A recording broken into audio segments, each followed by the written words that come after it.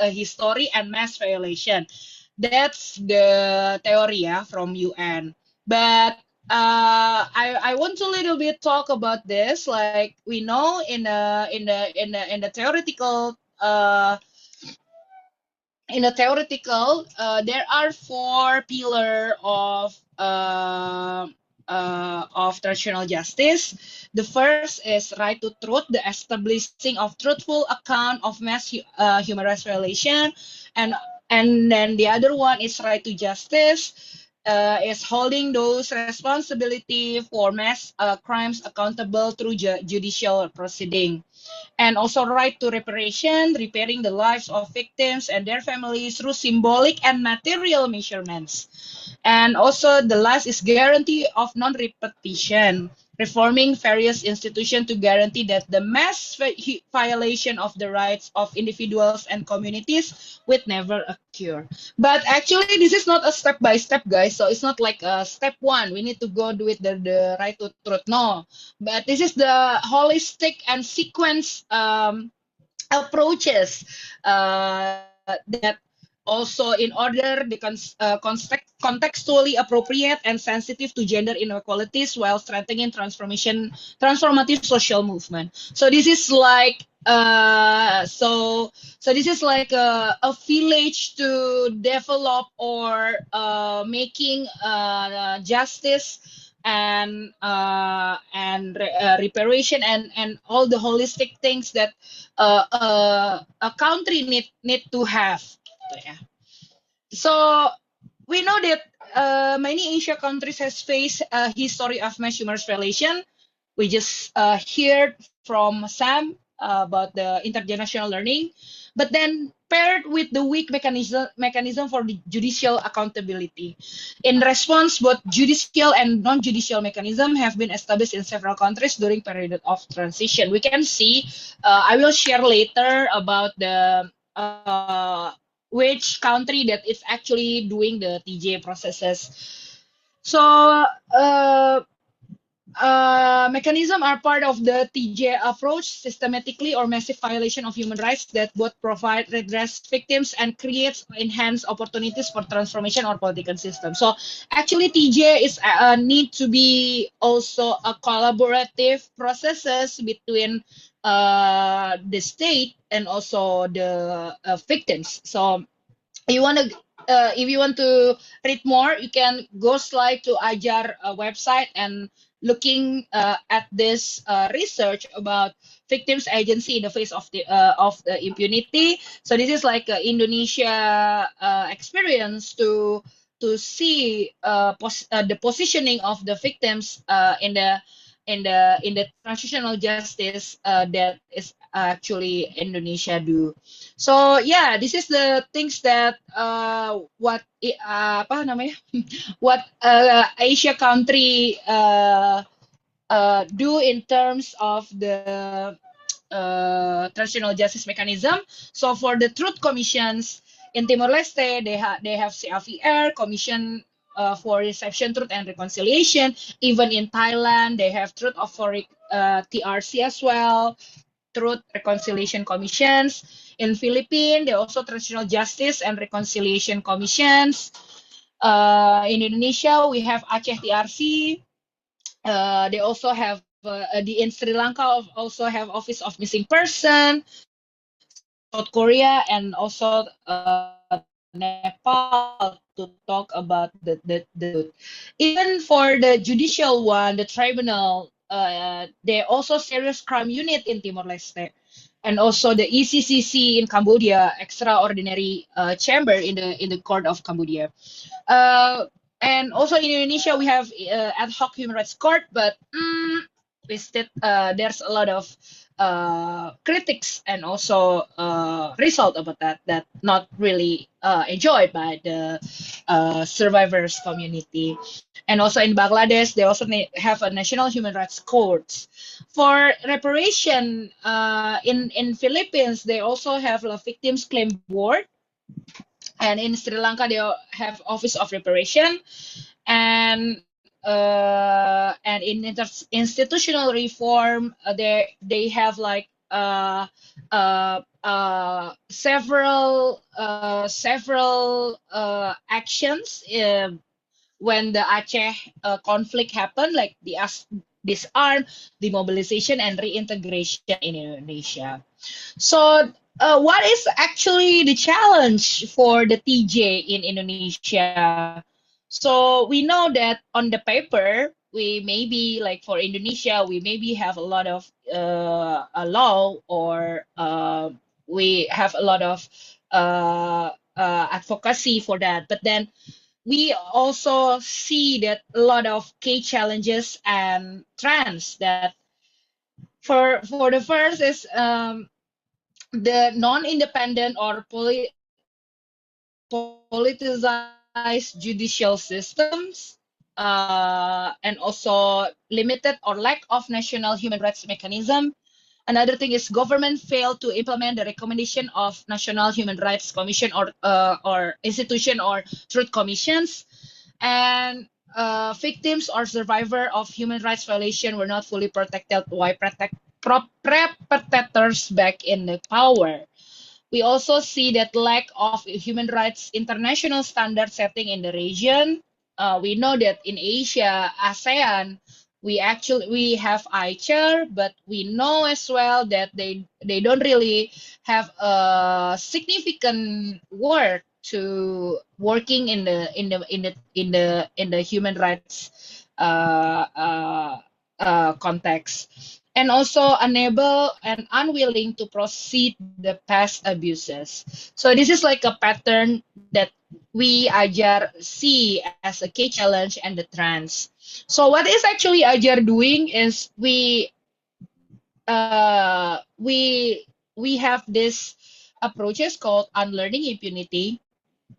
So like what I said at the beginning, that if you want to have the imagination about world without impunity, or future for accountability, we need to unlearn, we need to unpack what is actually impunity is. What is the impact, what is the yeah, what is the impact, even personally, or communities level, or even in the family level, in the cultural level. So this is what Ajar approach about that. So in Ajar believe that local initiative is the heart of the movement. So for along the way, for I think for more than a decade, Ajar developed a community learning center, like where we make a collaborative learning through survivors, through youth, and also the Ajar partners, like Taman 65 is also part of the Ajar partners, to actually decolonialization of the knowledge, that we believe if the victims or survivor are the center of the knowledge, we need to see that the truth is actually there with the community. So we build the circle of learning from the youth,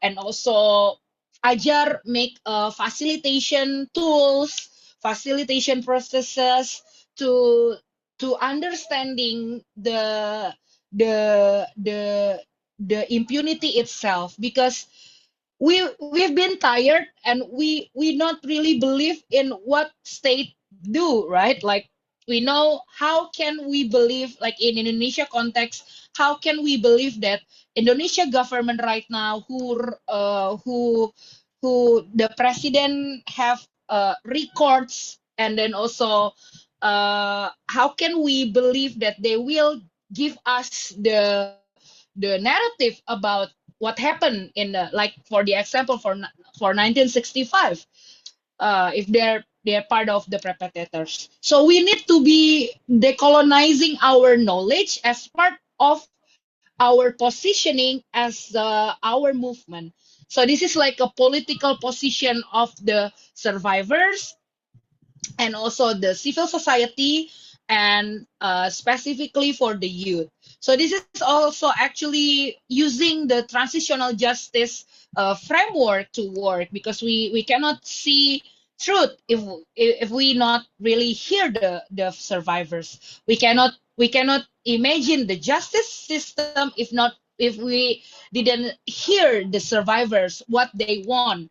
And we cannot have the intergenerational learning if we're not collaborative with the youth or the second or the third generation in the survivors family. So this is what the heart what Ajar do.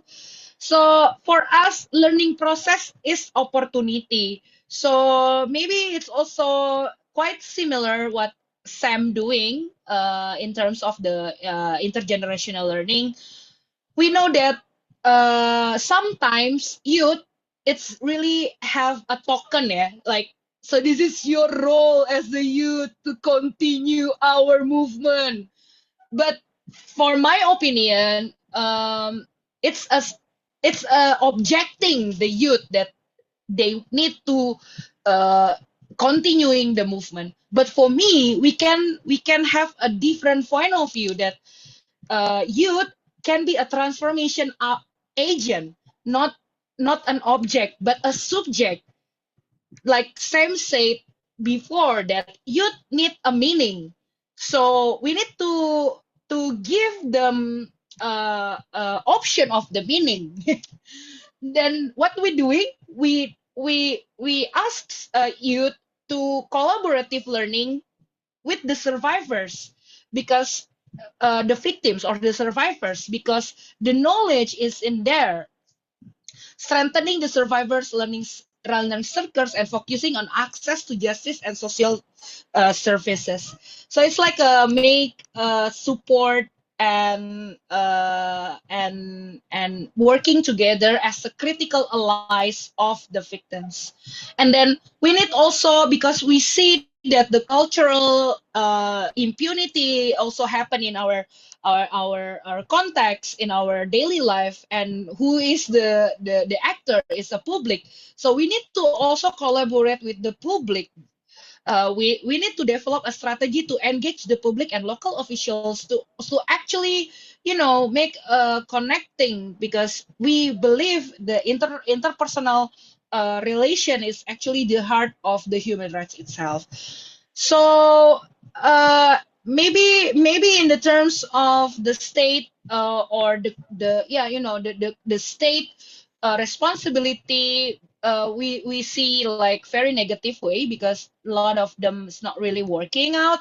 But then there's a innovation pushing for the local processes, and from the sidelines of overseas, like in Aceh, we have a Truth and Reconciliation Commissions, a local one, and also in Mindanao. Why it's really important?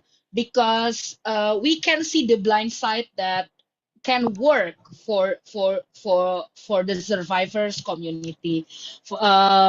I think the local processes is really important. The local processes, the local initiative, like what Taman 65 doing, is a really important transformative initiative that we need to be pushed. That we never know if someday somehow, maybe I don't know when, that Bali is also have like a like Truth and Reconciliation Commission specifically talking about 1965 in Bali. We never know about that, because I think the most important thing is to have imaginations about accountability through and transitional justice as using as a structure or the framework to doing that.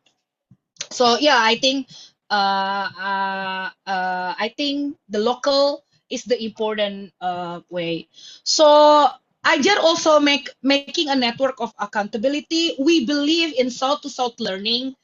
We believe that conflict is a really complex situation, and talking about conflict is also talking about the local context. Context is really important, and the way to working out with conflict is also need to be understanding the local context. So we believe that South to South learning is part of the way to have a learning.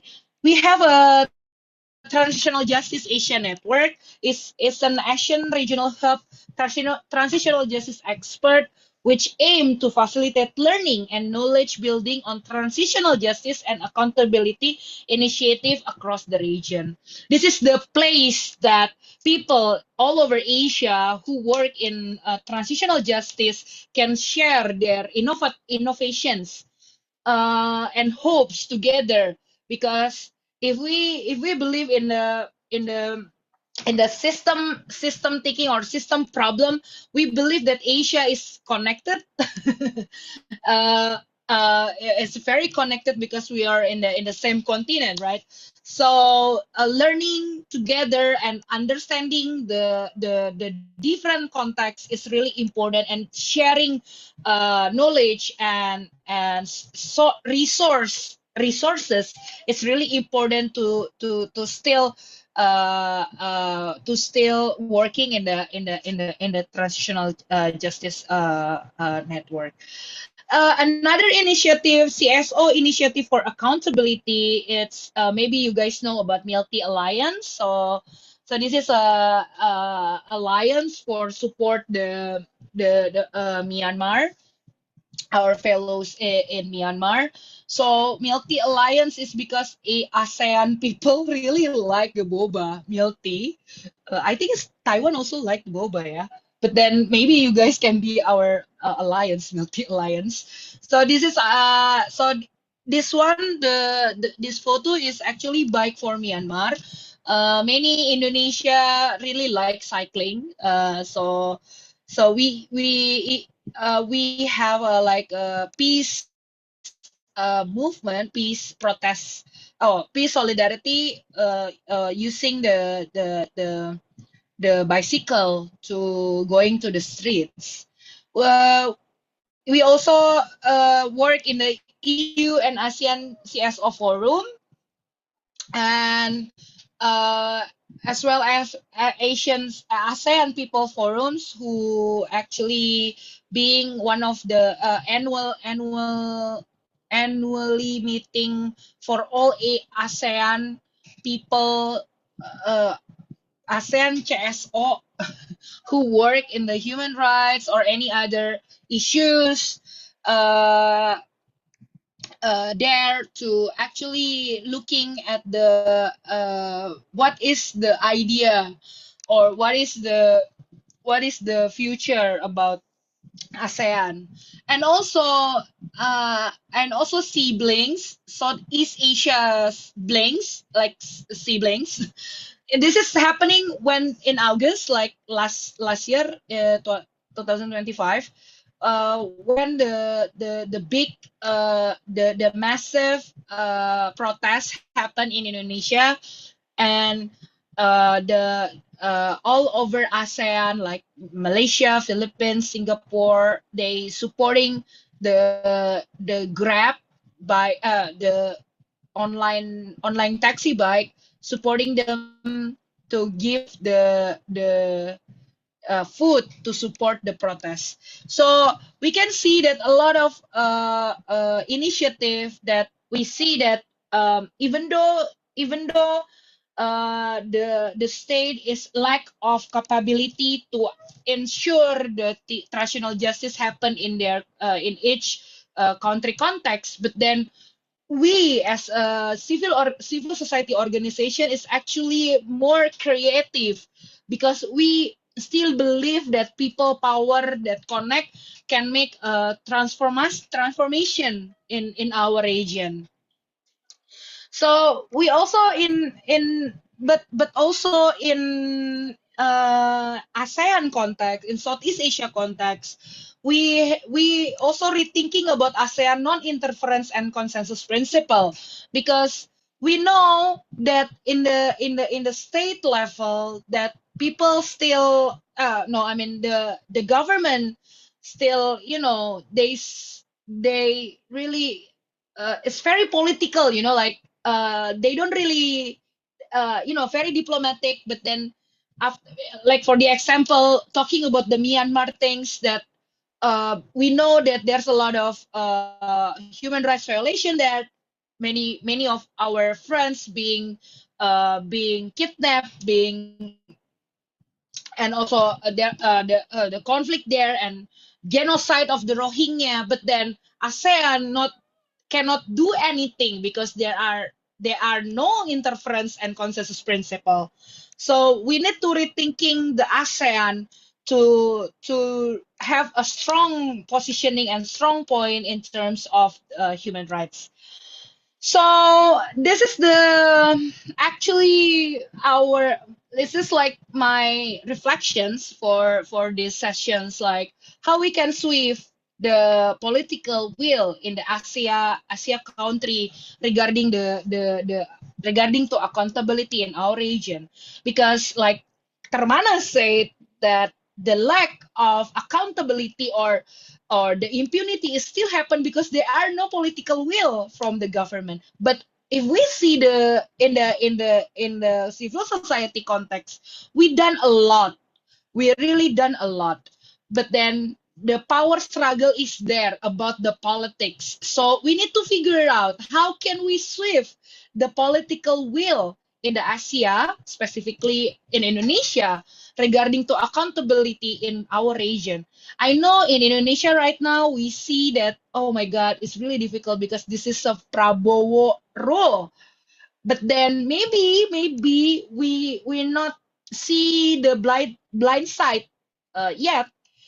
The innovations, like what can we do? Maybe it's not the bigger one. Maybe it's us, the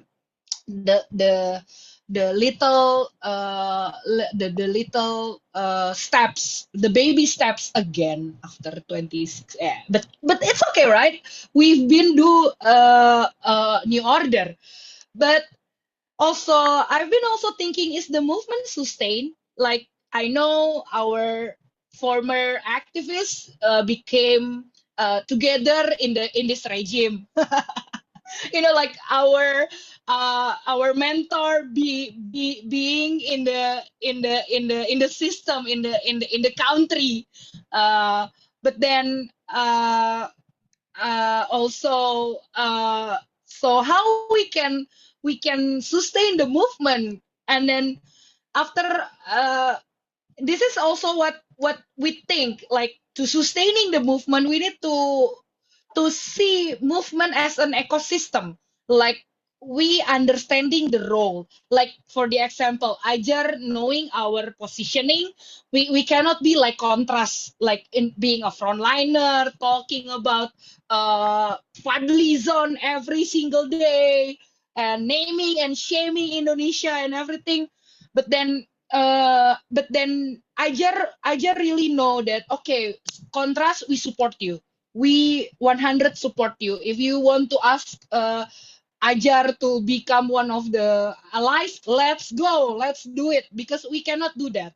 Because what we Ajar believe in we can facilitating the local initiative. Like for the example, like Taman 65, um like what Termanas do in the Taman 65, we realize it's very, maybe like very small scale in Bali, in the island of gods. But then Bali also have like a lot of problem, but then they still talking about the root causes of the oppression, like 1965.